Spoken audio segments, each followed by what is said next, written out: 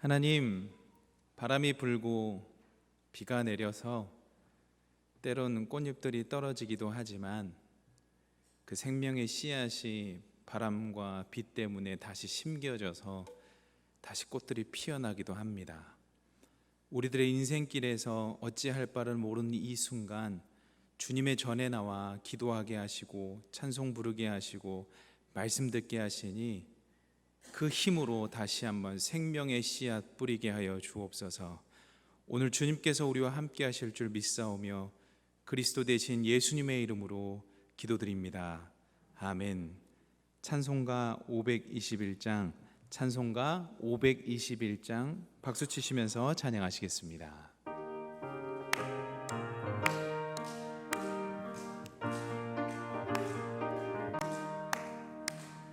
구원으로 인도하는 그 문은 참 좁으며 생명으로 인도하는 그 길은 참 험하니 우리 몸에 지워있는 그 더러운 죄짐을 하나 없이 벗어놓고 힘써서 들어갑시다. 구원으로 인도하는 그 좁은 문 들어가 영생으로 인도하는 그 생명길 갑시다. 이 세상에 많은 사람 그 문으로 들어가 넓은 길로 갈지라도 멸망으로 끝나니 세상 헛된 부귀영화 모두 내어버리고 주의 말씀 순종하여 그 생명길로 갑시다. 구원으로 인도하는 그 좁은 문 들어가 영생으로 인도하는 그 생명길 갑시다. 구원의 문 열렸으니 주의 공로 힘입어 주저 말고 들어가서 생명길로 갑시다. 구원의 문 닫힌 후에 들어가고 싶으나 한 번 닫힌 구원의 문 또 열려지지 않으리.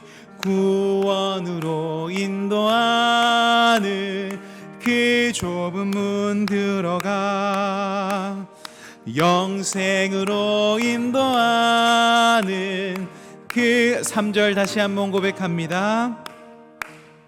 구원의 문 열렸으니 주의 공로 힘입어 주저 말고 들어가서 생명길로 갑시다.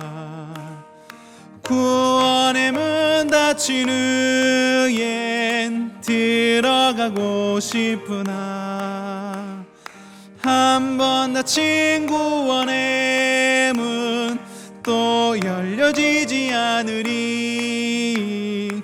구원으로 인도하는 그 좁은 문 들어가 영생으로 인도하는 그 생명길 갑시다.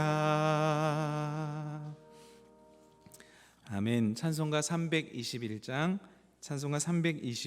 찬양하시겠습니다.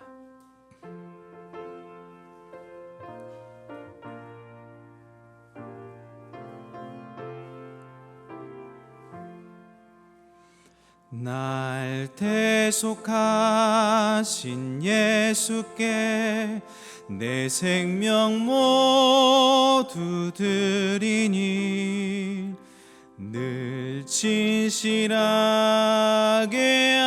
하소서. 내 구주 예수여, 나 구주 위에 살리라. 내 기쁨 한량 없으리. 내 갈 길 인도하소서. 내 구주 예수여, 날 구원하신 예수를 일평생 의지하오니 날 영접하여 주소서. 내 구주 예수여, 나 구주 위에 살리라. 내 기쁨 한량 없으리. 내 갈 길 인도하소서. 내 구주 예수여, 주 십자가에 달리사 날 자유하게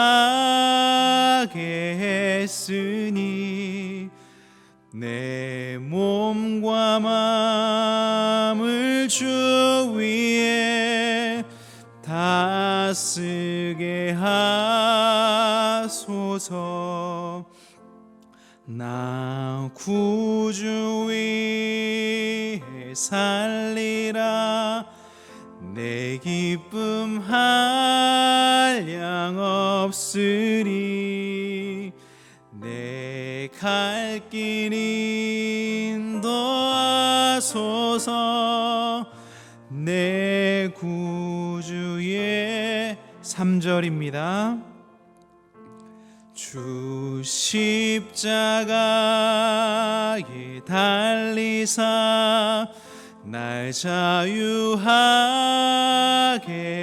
했으니 내 몸과 마음을 주 위에 다 쓰게 하소서.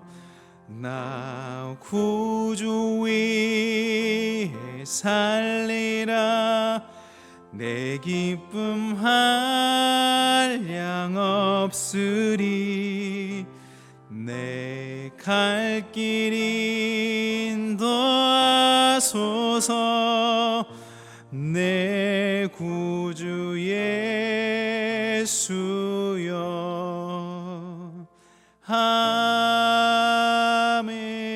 아멘. 우리 시간에 두 가지 기도 제목 가지고 함께 기도하길 소망합니다. 첫 번째 기도할 것은 구원으로 인도하는 분은 예수님밖에 없음을 고백하며 나가길 소망합니다. 나를 구원하여 주시고 나를 대속하신 주님을 찬양하는 기도를 들으시고요. 두 번째 기도할 것은 하나님 오늘 말씀을 통하여서 우리들에게 말씀하여 주시고 말씀대로 순종하는 우리 되게 해달라고 두 가지 기도 제목 가지고 주님 앞에 나가도록 하겠습니다. 기도하겠습니다.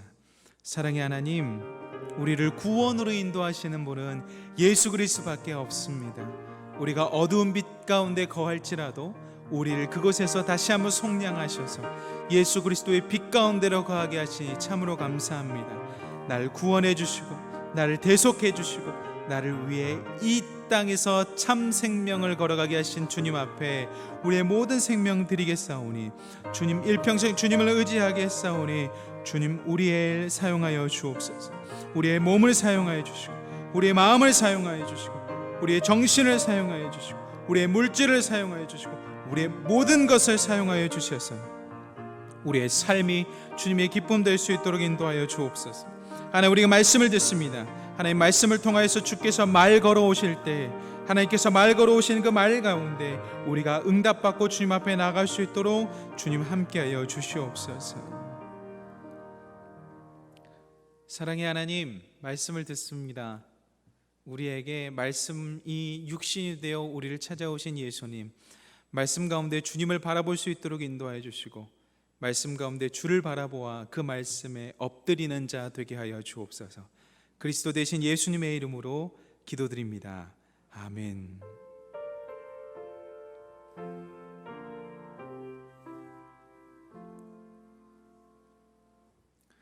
하나님께서 오늘 우리들에게 허락하신 말씀은 사무엘상 22장 1절로부터 23절까지의 말씀입니다.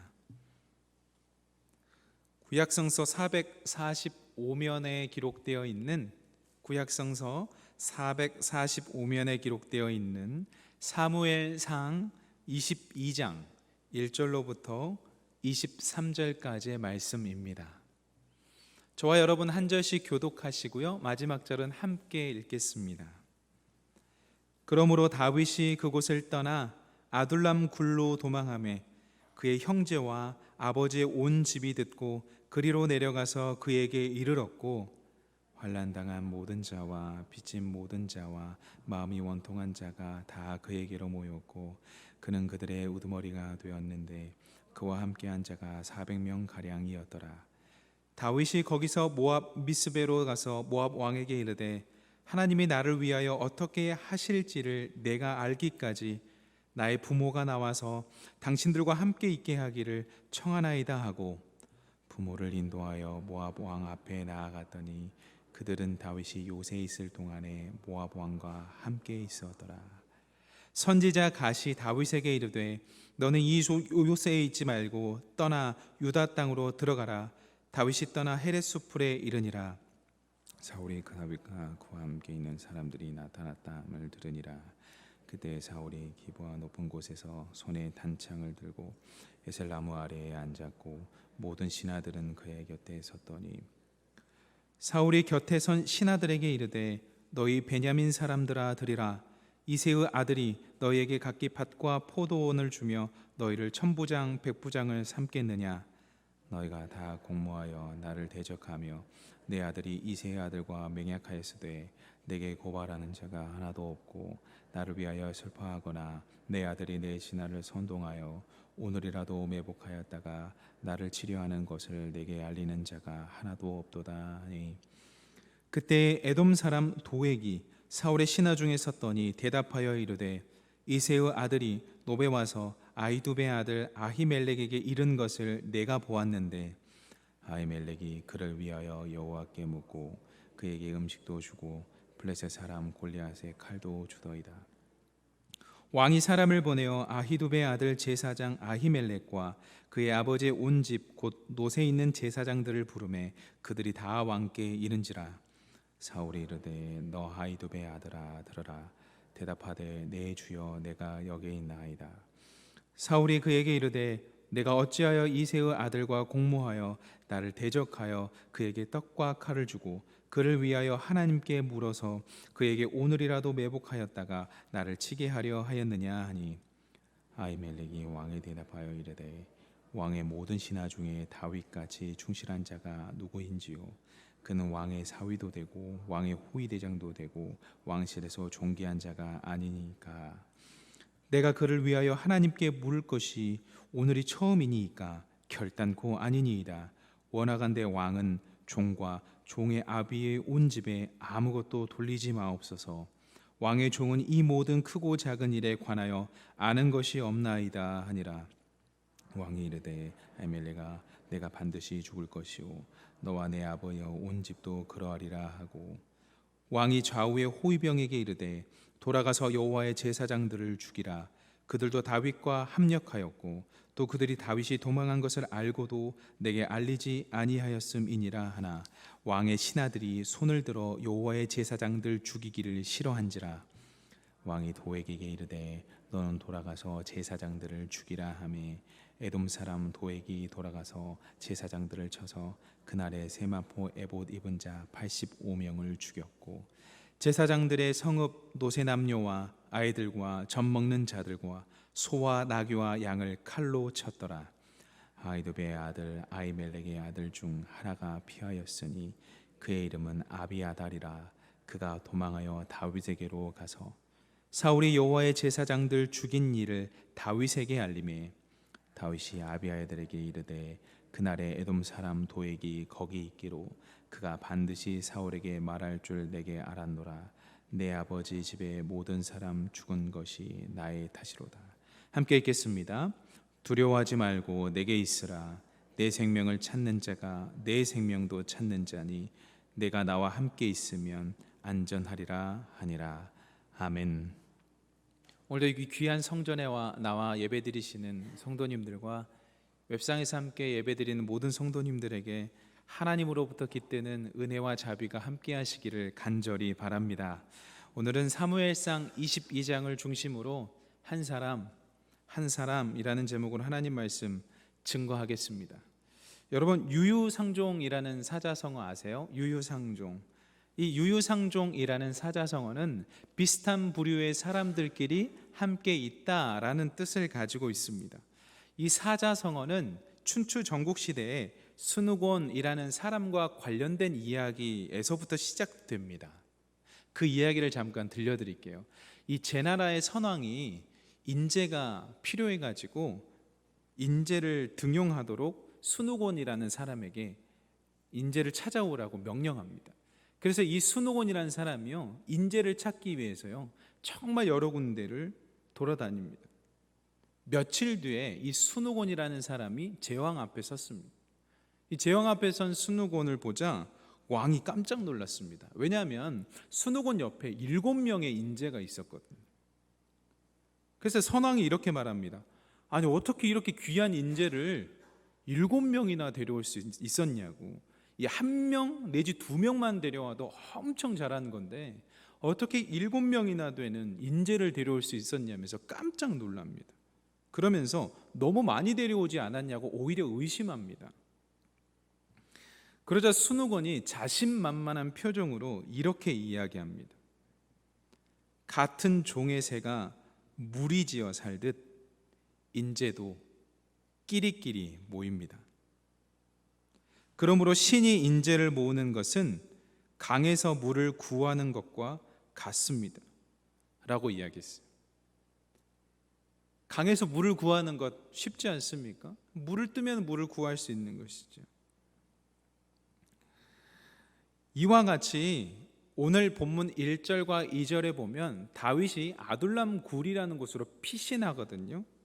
그런데 다윗과 같이 도피 생활을 하는 사람들이 몰려들기 시작합니다.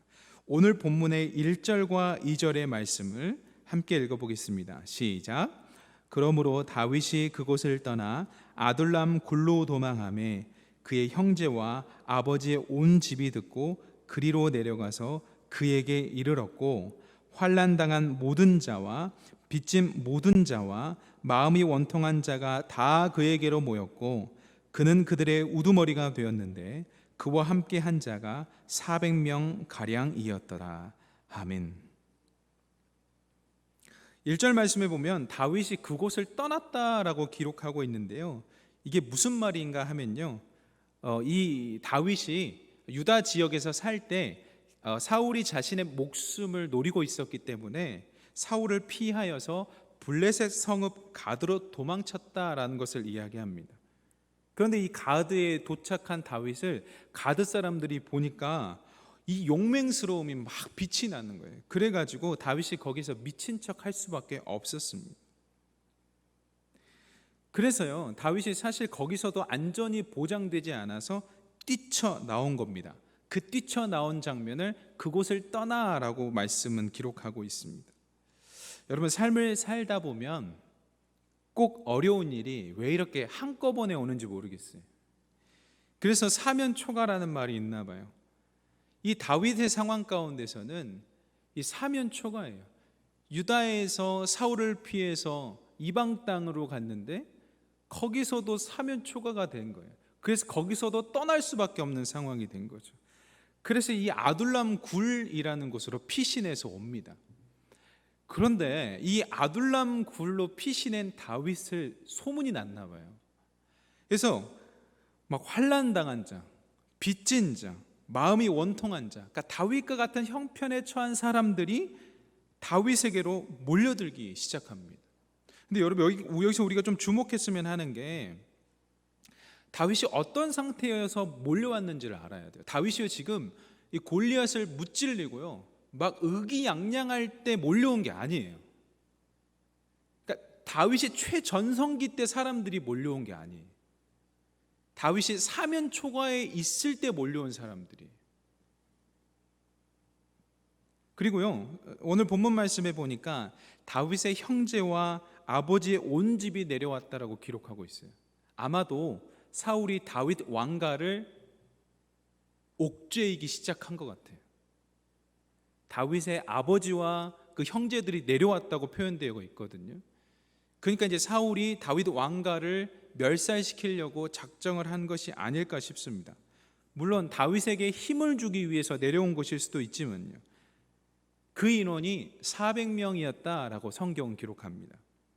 그렇게 작지만 세력을 형성한 이 다윗이 이 모압 땅 미스베로 내려가서 용병을 요청합니다.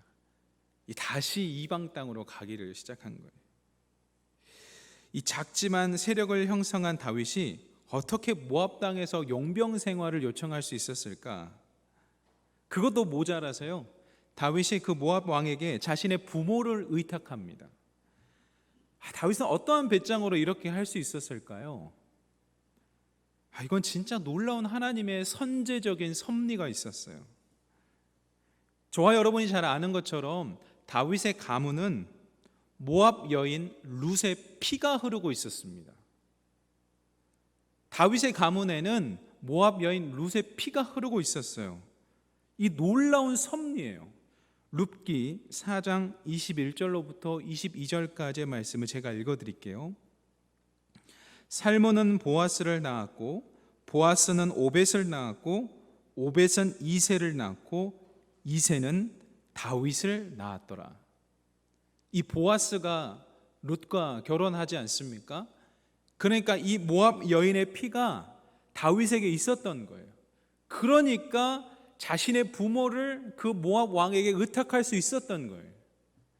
이 선제적인 하나님의 섭리는 그때는 알지 못했지만 지금 은혜로 오는 겁니다. 이 사면 초과의 상황에서 은혜로 다가오는 거예요. 이게 진짜 놀라워요. 이거는 우리가 우리의 계획과 우리의 노력과 우리의 지혜로 할 수 없는 하나님의 아주 기가 막힌 섭리입니다. 그것 때문에 부모를 맡길 수 있고, 그리고 그것 때문에 용병으로 다윗이 쓰임받을 수 있게 된 거예요. 그리고 이 타이밍이 참 신기해요. 당시 모압하고 사울하고 사이가 안 좋았습니다. 때문에 다윗과 모압이 연합을 이룰 수 있었죠. 이 기가 막힌 이 상황은 하나님밖에 할 수 없어요. 그때에 다윗은 아마 생각이 많았을 겁니다. 여러분 수하에 400명이 있다고 생각해 보세요. 먹여야죠. 일단 사람 먹어야 됩니다. 자야죠. 머물러야죠. 정말 생각이 많았을 것 같아요. 이 400명의 식소를 이끌고 살아간다는 것. 그리고 이제 훈련도 시켜야죠. 적이 언제 올지 모르니까. 다윗이 아마 생각이 복잡했을 겁니다. 그때 하나님의 사람이 등장합니다. 신기하죠? 그때 하나님의 사람이 등장해요. 오늘 본문 5절의 말씀입니다. 오늘 본문 5절의 말씀을 다 함께 읽겠습니다. 시작. 선지자 갓이 다윗에게 이르되 너는 이 요새에 있지 말고 떠나 유다 땅으로 들어가라. 다윗이 떠나 헤렛 수풀에 이르니라. 아멘. 근데 참 재밌는 게요, 이 하나님의 사람이 느닷없이 온 게 아니에요. 제가 비밀 하나 알려드릴게요. 3절의 말씀인데 다윗이 먼저 기도했어요. 3절에서 다윗이 기도하고 5절 타이밍에 하나님의 사람이 온 거예요. 3절 제가 읽어드릴게요.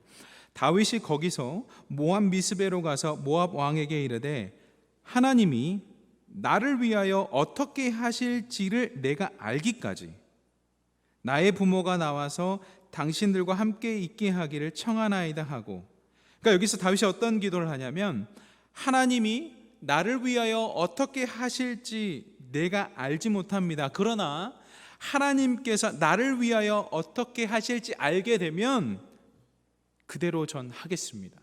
이 다짐을 3절에 해요. 이 기도를 들으신 하나님께서 5절에 하나님의 사람 갓 선지자를 보냅니다. 이 5절의 원어적 해석으로 보면 이렇게 이야기할 수 있는데, 너는 이 요새에 있지 말고 떠나 너를 위하여 유다 땅으로 들어가라. 지금 개역개정에는 너를 위하여라는 단어가 없는데, 이 원어적 해석으로 보면 너를 위하여 가라고 적혀 있어요. 그러니까 3절에 다윗이 나를 위하여 하나님께 기도를 했는데, 5절에 하나님의 사람이 무엇이라고 이야기하냐면 너를 위하여 유다 땅으로 가라고 이야기를 하고 있어요. 이야, 신비입니다. 기가 막히죠. 근데 여러분, 이 은혜는 다윗에게만 있는 은혜가 아닙니다. 그 사실을 믿으시기 바랍니다. 이 은혜는 저와 여러분에게도 있는 은혜임을 꼭 믿으시기 바랍니다. 여러분들의 기도의 자리에 나와서 하나님, 사면 초과의 상황에서 하나님 나를 위하여 이렇게 인도하여 주옵소서라고 기도할 때, 그때가 하나님의 때와 딱 맞으면 하나님께서 그래, 내가 너를 위하여 인도하겠다라고 하세요. 근데 참 이 하나님의 말씀도 참 신비로운 게, 어디로 가라고 하냐면요, 너를 위하여 유다 땅으로 가래요. 유다 땅이 어디냐면 이 사울이 다윗을 죽이려고 했던 그 땅이에요. 그러니까 지명수배자 이름 붙여져 있는 그 땅으로 지금 다시 가라는 거예요. 근데 그 땅이 너를 위한 땅이라고 이야기를 합니다. 다윗은요, 하나님의 말씀하시면 가요. 재지 않아요. 하나님, 내가 거기 지명수배자인데 어떻게 갑니까? 지금 사울왕이 나 죽이려고 해서, 아시잖아요, 제가 이방 땅을 오죽했으면 갔겠습니까? 라고 하지 않아요. 가요. 하나님께서 나를 위하여 가라고 그러면 하나님 뜻이 있으시겠지, 가겠습니다. 그렇게 하고 가요. 근데 여러분, 혼자 가는 게 아니에요. 400명 데리고 갑니다. 여러분, 한 10명만 무리지어 가도요, 눈에 띄어요. 여러분, 해외여행 가시면 아시겠지만, 해외여행에서 한국 사람들 무리지어서 가거나 우리 국내 여행에서도 한국 사람들 10명만 무리지어도 가요. 다 눈에 띕니다. 다. 이 서교동 거리에서 10명만 무리지어도 가다 저기 우리 구역 식구들이 가는구나, 우리 여전도 회원들이 가는, 우리 권사님들이 가는 거, 이게 다 알아요, 다. 근데 여러분, 400명이 갔대요. 400명이. 눈에 띌까요, 안 띌까요? 당연히 눈에 띄죠, 당연히. 우리 전교인이 거기 간다고, 버스 대절해서 간다고 상상해 보세요. 당연히 눈에 띄죠. 근데 간 거예요. 왜? 하나님께서 유다 땅이라고 할지라도 나를 위해서 예비해 두셨다고 하니까. 이건 진짜 다윗의 순종입니다. 그냥 간 거예요. 근데 그 안에 하나님의 섭리가 또 있어요. 이 다윗이라는 인물의 지지를 이제 받아야 되거든요. 인지도를 높이기 위해서 이제 하나님께서 부르신 겁니다. 이스라엘 백성들 상황 가운데 사울이라는 통치자는 아주 평판이 안 좋았습니다. 그리고 평판이 안 좋을 뿐만 아니라 사실 또 어떠한 딜레마가 있었냐면, 사울의 적대자가 없었어요. 그러니까 사울과 비할 만한 사람이 없었어요. 그러니까 사울의 평판이 안 좋은 것도 다 너나 나나 누구나 다 아는 사실인데, 그 사울을 대적할 만한 그 사람, 인물이 없는 거예요. 하나님께서는요, 다윗을 통해 새로운 왕조를 이끌어 가시려고 첫 단추를 깨기 시작한 겁니다. 여러분, 구슬이 서말이어도 이 꿰야 보배 아니겠습니까? 부뚜막에 소금도 집어넣어야 짠 것이지, 아무리 좋은 것이 있어도 행동에 옮기지 않으면 아무 소용이 없는 겁니다. 그래서 이제 다윗을 유다 땅으로 보내신 거예요. 다윗이 제 아무리 뛰어난 임금의, 왕의 통치자의 지령을 가지고 있을지라도, 장수로 그 무력이 있을지라도, 그 안에서 뭔가 일어나지 않으면 아무 일이 일어날 수 없다라는 것을 하나님께서 아시는 거예요. 그래서 유다 땅으로 착 보낸 겁니다. 이러한 행보가 사울의 귓가에 들어갑니다. 엄청 자극을 받겠죠. 그 모습을 우리는 6절에서 살펴볼 수 있습니다. 6절을 다 함께 읽어보겠습니다. 시작. 사울이 다윗과 그와 함께 있는 사람들이 나타났다 함을 들으니라. 그때 사울이 기브와 높은 곳에서 손에 단창을 들고 에셀 나무 아래에 앉았고, 그의 모든 신하들은 그의 곁에 섰더니. 아멘. 사울이 들었어요. 그래서 기브와 높은 곳에 앉아가지고 이야기를 합니다. 근데 여러분, 질문. 사울의 손엔 무엇이 들려져 있었을까요? 단창이요. 네, 맞습니다. 단창. 지금 사울이요, 골리앗하고 똑같은 행동하고 있어요. 똑같은 행동. 사무엘상 17장 45절의 말씀을 제가 읽어드리겠습니다. 다윗이 블레셋 사람에게 이르되 너는 칼과 창과 단창으로 내게 나아오거니와 나는 만군의 여호와의 이름 곧 내가 모욕하는 이스라엘 군대의 하나님의 이름으로 내게 나아가노라. 아멘. 이 다윗이 골리앗을 물리칠 때 이야기한 거거든요. 야, 너 칼 있니? 단창 있니? 내게 나와봐. 나 그거 소용없어. 나는 만군의 여호와의 이름으로 나아간다 라고 이야기를 하거든요. 그러니까 다윗이 의지했던 건 하나님이 이름이고 하나님의 권능이었어요. 근데 골리앗은 그렇지 않았죠. 그래서 단창을 들고 있었는데 사울이 똑같이 단창을 들고 있어요. 높은 곳에 앉아가지고. 사울은 왕으로서 권위를 다 잃었습니다. 존경심도 없었고 사실 형편없는 통치자였습니다. 그렇기 때문에 사울이 자신의 부하들을 통치할 수 있는 유일한 수단은 무력이었습니다. 단창. 왕으로서의 위신이 다 사라졌죠. 그리고 단창 들고 이야기하는 거예요. 너희들 제대로 이야기 안 하면 목숨을 가져가겠다. 이런 통치를 지금 하는 거예요. 그러니까 하나님께서 주신 그 권능과 말씀의 권위와 하나님께서 허락하신 그 지혜로 통치하는 게 아니라 단창으로 이제는 무력으로 억누르면서 통치하는 거예요. 골리앗과 별 바른 이스라엘의 통치자인데 이방의 장수와 똑같은 상황인 거예요. 게다가 여러분, 사울은요 부하들한테 계속 의심을 받았어요. 왜냐하면 이 사울이 이랬다가 저랬다가 말을 너무 많이 바꿨거든요. 일관성이 없었어요. 예를 들면 사울이 다윗을 죽이려고 이 창을 던졌거든요. 그런데요 그 이후에 다윗을 승진시켰어요. 부하들 입장에서 이거 어떻게 해야 돼요? 죽이려고 했으면, 한 번 죽이려고 했으면 뭐 제거를 하든지 아니면 쫓아내든지 해야 되는데 조금 지나지 않아서 승진을 시켜줘요. 뭐지? 내가 사울 밑에 들어가야 되나? 아니면 다윗, 요나단이랑 아주 가까웠으니까 요나단 밑에 줄을 서야 되나? 이게 지금 알 수가 없는 거예요. 그리고 다시 한번 다윗을 죽이려고 명령합니다. 다윗을 죽여라. 그랬다가 또 며칠 뒤에 죽이지 마라 라고 해요. 이거 뭐 간 보는 것도 아니고 신하들의 마음을 막 판단하려는 그런 술수처럼 보이잖아요. 그래서요 이 부하들이 사울을 아주 꺼려했습니다. 그리고 이 사울의 신하들의 입장에 보기에는 사울의 아들이 요나단이거든요. 그러면 여러분 그 사울이 죽으면 누가 왕이 되겠어요? 요나단이 왕이 되겠죠. 요나단이 누구랑 친해요? 다윗이랑 친하죠. 이 애매한 거, 이제 사울이 그 통치자 자리에서 사라지면 요나단이 왕이 될 게 뻔하고 요나단은 다윗하고 친하니까 이 어찌할 바를 알지 못하는 거예요.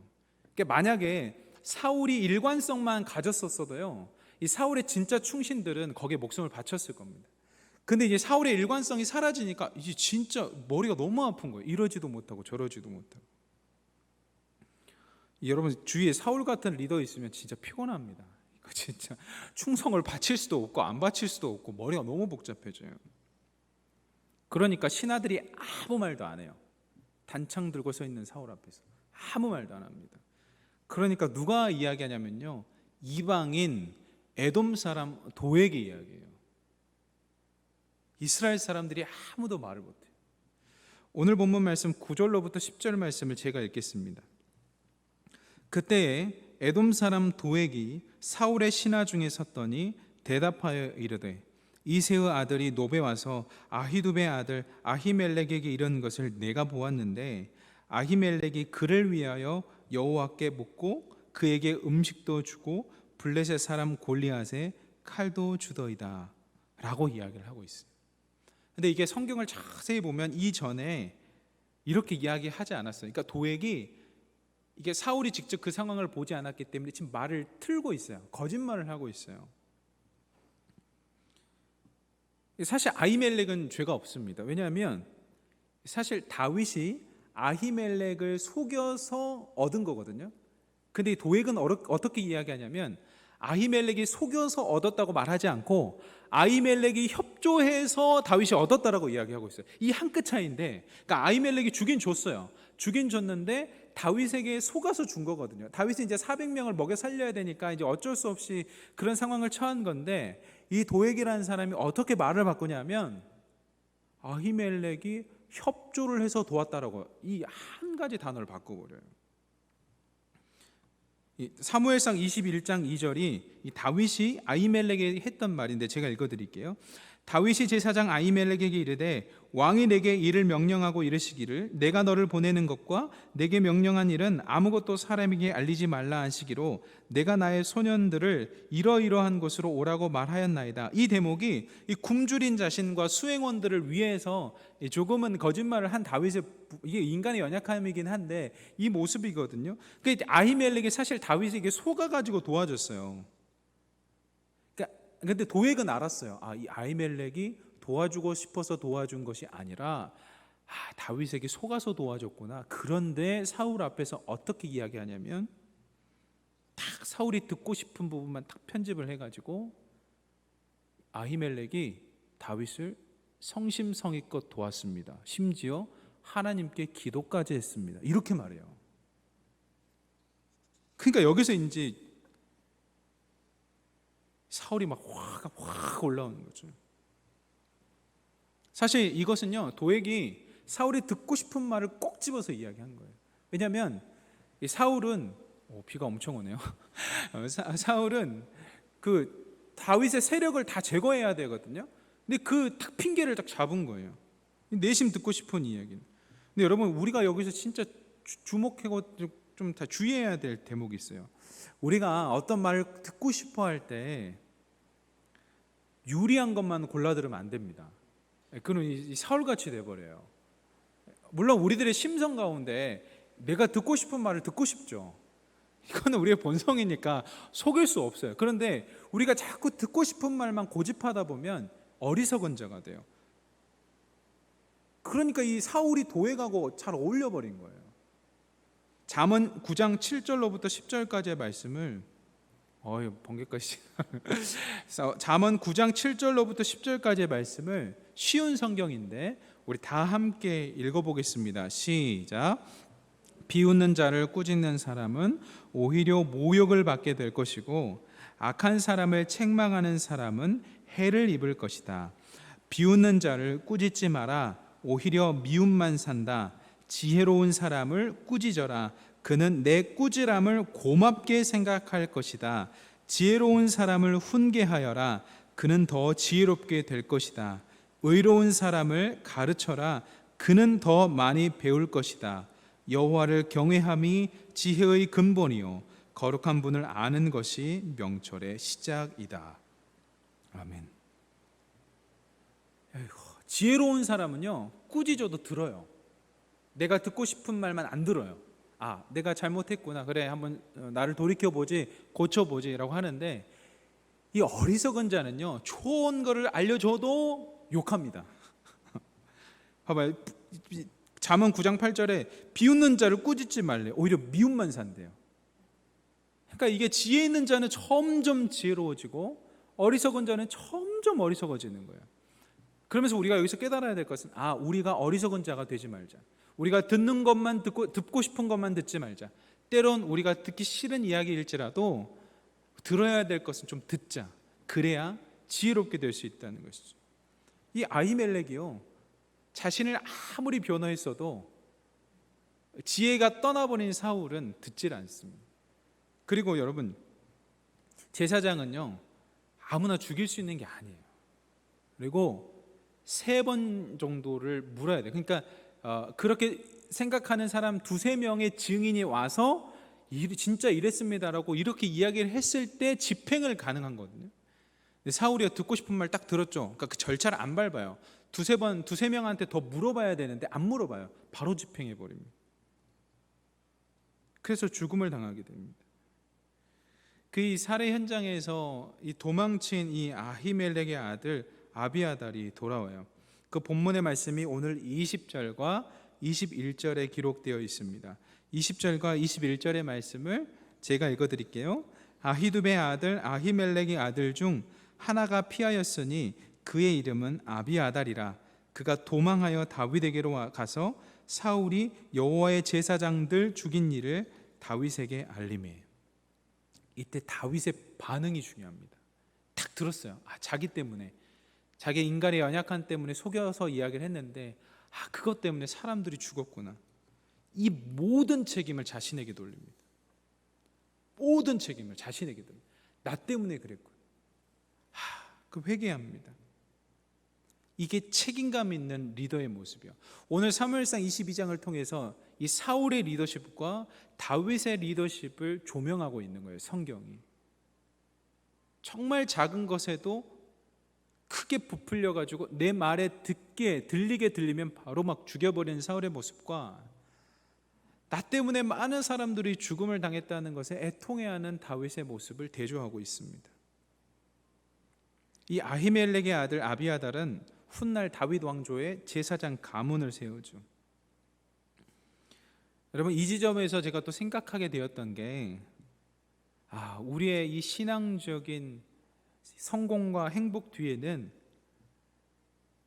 보이지 않는 순교자들의 피가 있는 거구나, 그런 생각이 들었습니다. 하나님께서 다윗에게 삶을 통해서 가르치시는 것 같았습니다. 이 다윗은 지혜로운 자였기 때문에 이 사건을 꼭 기억하였습니다.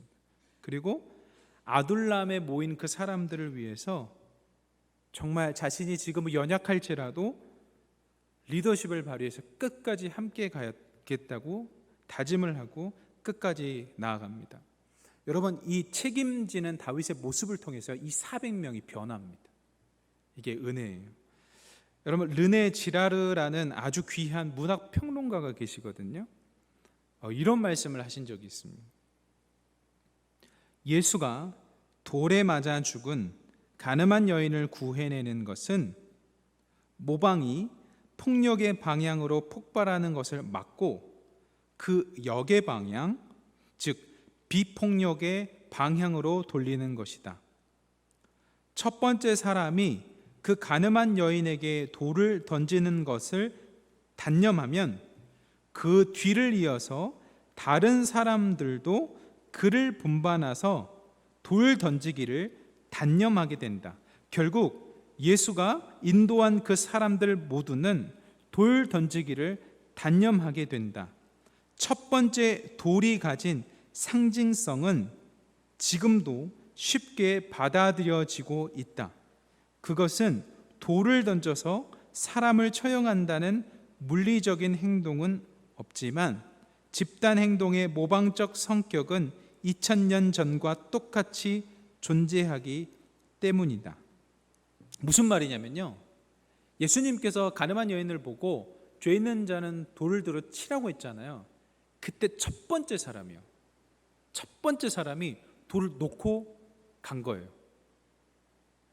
그래서 그 두 번째 사람도 돌을 놓고 가고 결국엔 다 돌을 놓고 갔다는 것을 이야기하는 겁니다. 이 르네 지랄이라는 사람이, 예수님은 군중을 막으려 했다라고 이야기하지 않고 그 첫 번째 돌을 놓는 그 사람을 막았다고 표현하는 거예요.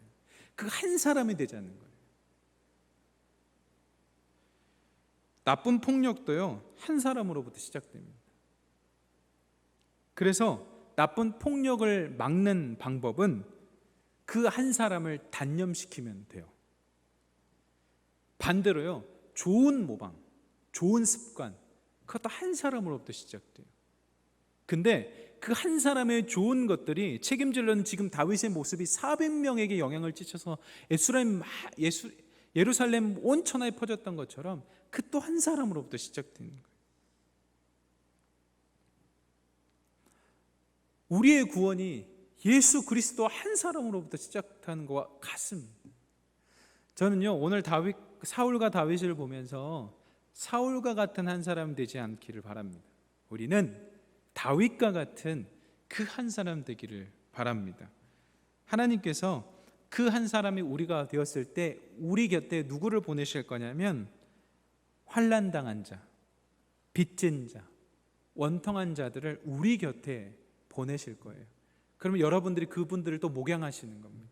다윗과 같은 자들이 되셔서 하나님께서 여러분들에게 그런 영향력을 이미 주셨거든요. 사랑하는 우리 희성교회 성도 여러분, 저와 여러분이 그런 한 사람 되면 참 좋겠습니다. 우리 그 한 사람 되어서 하나님께 영광 올려드리기를 간절히 기도했으면 좋겠습니다. 다 함께 기도하시겠습니다. 먼저 두 가지 놓고 기도했으면 좋겠는데요. 선으로 악을 이기기 위하여 피 흘리기까지 싸우신 예수 그리스도를 닮아가게 하옵소서라고 기도하시고, 두 번째, 이 예배의 회복, 영혼의 회복, 교제의 회복을 이어달라고 기도하실 때 여러분 이 회복도요 한 사람으로부터 시작합니다. 이 예배의 회복, 영혼의 회복, 교제의 회복이 이뤄달라고 두 가지 기도 제목 가지고 기도하며 나가겠습니다. 기도하시겠습니다. 사랑의 하나님, 다윗처럼 책임지는 자, 그 한 사람 되게 하여 주옵소서. 하나님, 예수님처럼 선으로 악을 이기는 자, 엄청 어렵죠. 그래서 피 흘리기까지 싸워야 되지 않습니까? 하나님, 그러한 예수 그리스도를 닮아가는 우리 되게 하여 주옵소서. 하나님, 우리가 그리고 예배의 회복과 영혼의 회복과 교제의 회복을 위해서 계속 기도하고 있습니다. 하나님, 이것도 귀한 예배자 한 사람, 영혼의 회복을 갈망하면서 기도하는 기도자 한 사람, 교제의 회복을 갈망하면서 하나님 그 교제를 위하여 애쓰는 섬기는 그 한 사람, 그 한 사람들이 일어나서 우리 교회에 정말 풍성한 회복도 일어날 수 있도록 인도하여 주옵소서. 이미 일어나고 있고 이미 일어났습니다. 하나님, 계속해서 기도하는 것은 그 회복이 멈추지 않고 지속될 수 있도록 인도하여 주시옵소서. 하나님, 이 회복이 주님께 영광 올려드릴 수 있도록 인도하여 주옵소서. 우리 계속해서 기도했으면 좋겠습니다. 우크라이나 전쟁을 멈추어 주시고 미얀마의 교육이 정상화되게 하시며 온 세계에 평화를 내려주옵소서라고 기도해 주시고, 우리 귀한 성도님들 중에 환우들이 있습니다. 우리 귀한 환우들을 회복시켜 주시고 고난 중에 있는 가정에 회복을 주시라고 두 가지 다시 한번 기도하며 나가도록 하겠습니다. 기도하시겠습니다. 사랑의 하나님, 세계 정세가 참 어렵습니다. 전쟁을 멈춰 주옵소서. 정말 힘이 없고 나약한 사람들이 고통당하고 있습니다. 하나님, 선하게 인도하여 주옵소서. 하나님, 미얀마도 마찬가지입니다. 이 군부 독재 때문에 하나님, 이 다음 세대들이 배우고 그들의 다음 세대가 되어야 되는데 이게 참 어렵습니다. 하나님, 그 교육들이 정상화될 수 있도록 인도하여 주옵소서. 우리나라와 온 세계에 평화를 내려 주옵소서. 하나님, 우리 귀한 성도님들 중에 환우분들이 계십니다. 하나님, 비가 오는 이 순간일지라도 성령의 단비, 치유의 단비, 하나님 회복의 단비를 내려주셔서 몸과 마음이 회복될 수 있도록 인도하여 주옵소서. 그 고통과 고난 중에서 회복될 수 있도록 인도하여 주시고, 하나님, 마음 아픈 자들이 다윗을 찾아 아둘람 굴로 갔던 것처럼 하나님, 우리 곁에 이 귀한 아픈 자들이 있으면 우리가 나가서 손 내밀고 함께 이야기해 줄 수 있도록 인도하여 주시옵소서. 사랑의 하나님, 사랑의 하나님, 우리 죄를 맑게 씻어주시는 하나님, 하나님, 때론 우리가 하나님의 사람으로 쓰임받기에 부족하다 여겨지기도 하지만 주님, 우리를 불쌍히 여겨주시고 은혜 내려주셔서 하나님께 쓰임받는 한 사람 되게 하여 주옵소서. 하나님, 우리 여기 모인 귀한 성도님들 한 분 한 분을 통하여서 예배의 회복의 출발자가 되게 하시고 영혼의 회복의 시작자가 되게 하시고 교제의 회복의 선구자가 되게 하셔서 이미 이룬 회복, 그리고 이미 이루어지고 있는 회복들이 지속될 수 있도록 주님 인도하여 주옵소서. 하나님, 몸과 마음이 아픈 우리 진짜 귀한 환우분들, 하나님, 그 마음을 우리가 어찌 알겠습니까? 그리고 그 가족분들의 마음을 우리가 어찌 알겠습니까? 하나님, 정말 속히 회복시켜 주시고 몸과 마음의 위로를 허락하여 주옵소서. 감사드리옵고 그리스도 대신 예수님의 이름으로 기도드립니다. 아멘.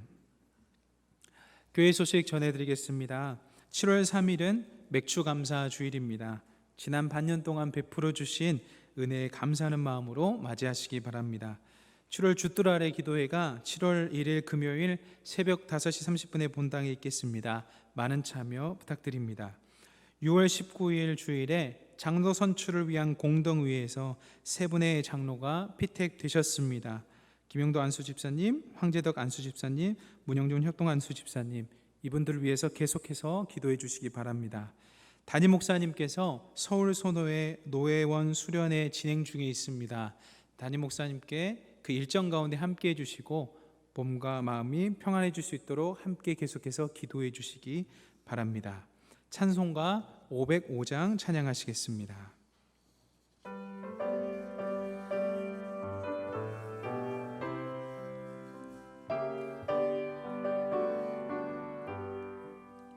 온 세상 위하여 나 복음 전하리.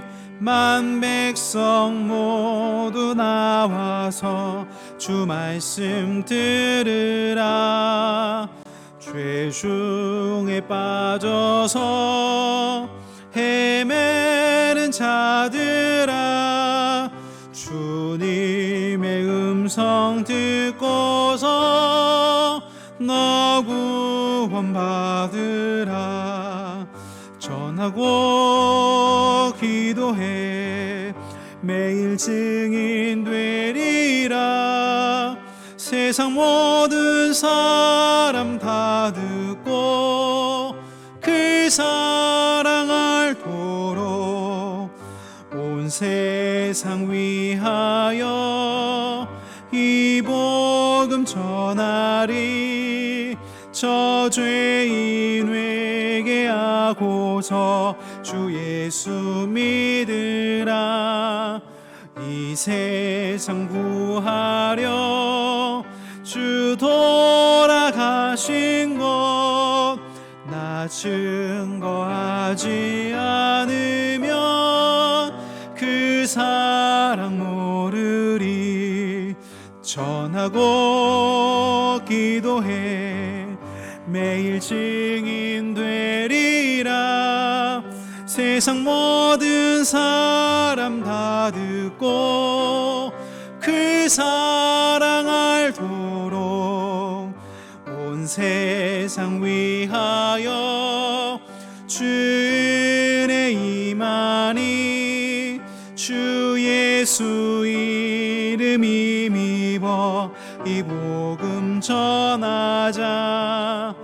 먼 곳에 나가서 전하지 못해도 나 어느 곳에 있든지 늘 기도 힘쓰리. 전하고 기도해 매일 증인 되리라. 세상 모든 사람 다 듣고 그 사랑 알도록. 주님께서 가르쳐 주신 기도 드리시겠습니다. 하늘에 계신 우리 아버지, 아버지의 이름을 거룩하게 하시며 아버지의 나라가 오게 하시며 아버지의 뜻이 하늘에서와 같이 땅에서도 이루어지게 하소서. 오늘 우리에게 일용할 양식을 주시고 우리가 우리에게 잘못한 사람을 용서하여 준 것 같이 우리 죄를 용서하여 주시고 우리를 시험에 빠지지 않게 하시고 악에서 구하소서. 나라와 권능과 영광이 영원히 아버지의 것입니다. 아멘.